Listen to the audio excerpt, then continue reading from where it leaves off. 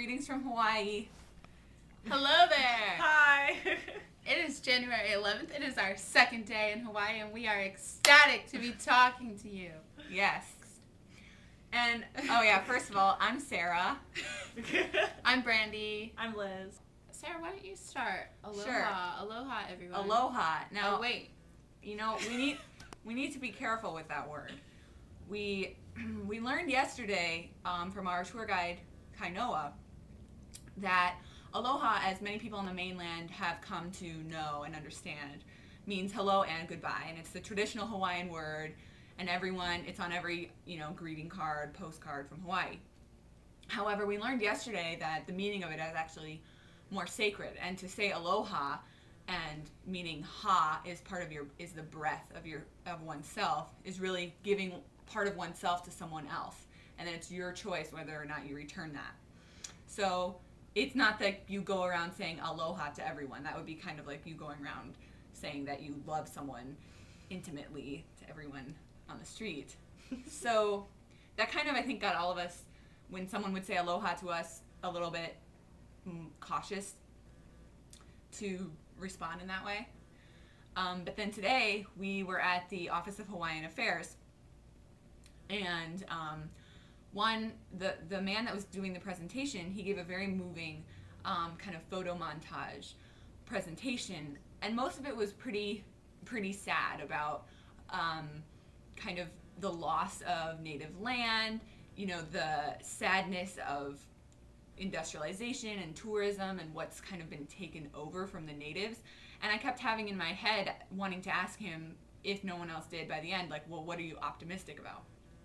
And he kind of did that anyway at the end by saying, what I'm happy about is that Hawaiians give aloha to everyone, because another member of our group had asked, what's positive about tourism. And he kept saying, you can give aloha to everyone, give aloha to everyone. And I think that kind of got me thinking about that, especially because we kind of understood a different meaning of the word the day before. Yeah, I think in ways I became protective of my alo, right? Or yeah. ha, yeah. Ha. Oh, yeah. Breath. But at the same time, I mean, I guess it happens to be that, like, the language evolves and the concept evolves. And I mean, in ways, I think that's what tourism did, like, if that was sort of like the catchphrase, then maybe it is okay to give everyone your aloha. Or maybe the concept, like, to give everyone your aloha is some sort of deeper concept as well. Yeah. I think the problem with tourism, though, is that it kind of takes away from the whole deeper meaning of it. I mean, you can want to give everyone your aloha, and you can't want to say aloha in a very meaningful way, but the way that the store person at ABC store says it to me is not the same as, like, if Kainoa says aloha to me.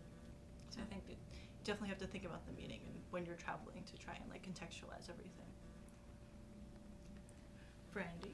Sure. Any insights from So something I talked about with quite a few people was this idea of spirituality in sovereignty and in government, because at one point the woman who was hosting us at the Bishop Museum said that one of the main problems one of the causes, I guess, of the problems the United States is facing is the lack of or I guess the separation of church and state, which I think quite a few of us, being the Galatinas that we are, kind of took a step back and said, I don't know about that one. And she started going a little bit more deeply into it about that it wasn't necessarily religion that had to be in state, but some sort of shared spirituality, which I can get behind in ways, but at the same time, I think about certain concepts or certain values that we might not call spirituality in the West and in the United States. So, for instance, Kainoa brought up, like, life, liberty, and the pursuit of happiness, and how those things are supposed to guide us all in what we believe our society should look like and our government should look like. and how that becomes, very nuanced and complex, and people have very different ideas of what life, liberty, and pursuit of happiness means. So, I'm not saying that those concepts are the same thing as the spirituality here. In fact, I think that it's even more narrow here, which frightens me, the idea that this one sort of spirituality is what can guide, or what should guide Hawaii in the future, because I think it's fairly exclusionary, but I don't know, lost my train of thought a little bit. Anyway. Yeah, I guess they were talking a lot about spirituality and like being interconnected, connecting with your ancestors and stuff like that. And I mean, there comes a point when I can, feel very connected with the earth, and that the earth is, alive and it breathes. And then it hits a wall, and I think it's like the Western self of me coming out and being like, what is this bullshit? Like, pardon my French, but like, like this hippie tree hugger stuff. And I mean, and it's a wall that I'm not able to really get past when they're talking about being connected, or connecting in spiritual, not on a religious level. And I mean, I'm not religious at all. Maybe that's part of the reason why. So I think that's something that we're all working through, at least I'm working through personally while here, just trying to connect better, especially while we're in supposedly a very spiritual place. Yeah. Oh, it's my turn now, isn't it?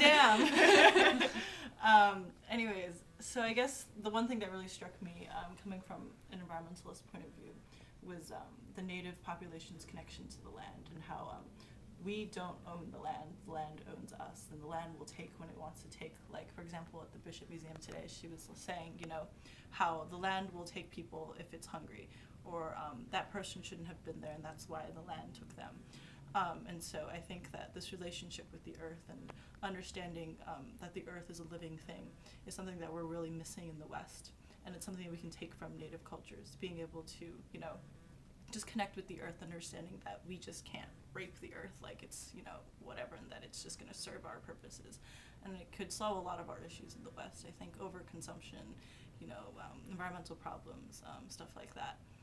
So yeah, that was, I guess, my perspective from the day. Yeah, and I think in that realm, something that's really struck me over the last couple of days that I did not know was the importance of bones in the Native Hawaiian culture. In that, to them, flesh and blood is not what is the sacred part of your ancestries. And it's not the whole body, but rather the bones are what connects you to your past and what you can hope to revive in the future. So in that way, cremation is not typically part of their culture, but burial is. And we did learn a lot about kind of the way that tourism, and with that environmentalism, with the tourism, building these huge high-rises on the beach and, kind of inching the shoreline in and in and in, and they see all of these bones when they dig it up, and it's kind of a conflict, like, it's not good now that we've dug them up, but Kainoa was saying, like, well, now do we take them out and put them in a museum, or try to find the ancestors of them, or do we leave them there and build over it? So that idea of bones, I guess, really struck me too. Right. Yeah. Does anyone have anything that they kind of want to dig into in the future? Maybe we can end it like that, like things you're looking forward to. I'm looking forward to climbing a volcano. That's a good one. Or yoga on the beach. I'm really looking forward to something that's been coming out a lot, is the importance of gender within Hawaiian culture. And how there's like the female side and the male side, and the female energy and the male energy, which a lot of the time I've been fairly suspicious of, because I've grown to reject a lot of those divisions. So that's something that I'm really excited to see in other places and talk more about. So yeah, that I just wanted to add Tweet that us. in there. Tweet us. Perfect. Like us on Hawaii. Facebook. Woo!